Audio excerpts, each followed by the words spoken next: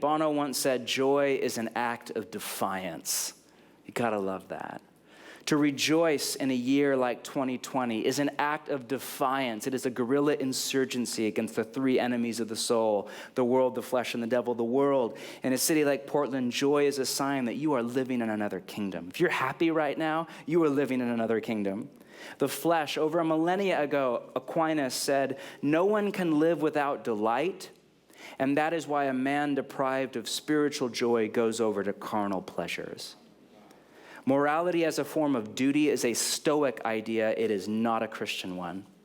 There is a place for duty and discipleship, but it is a place for the immature, not for the mature. It is a holdover until we mature to become more like Jesus, as discipleship itself is about the journey from morality as duty and discipline to morality as delight and joy in God. And the devil, we all know the devil is anti-joy. Martin Luther, at a lifelong struggle with depression, said the devil, quote, cannot stand gaiety. He cannot stand joy.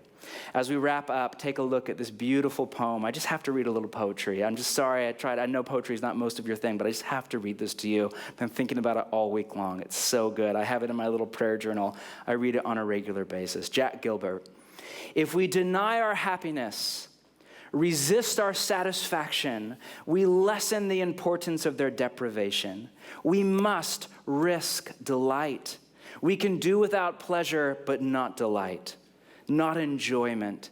We must have the stubbornness to accept our gladness in the ruthless furnace of this world. Here's the line. To make injustice the only measure of our attention is to praise the devil.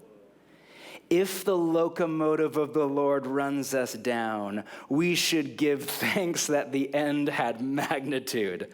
We must admit that there will be music despite everything. That's why I read a poem every night before bed, right there. They're not all that good, unfortunately, but that's a good one.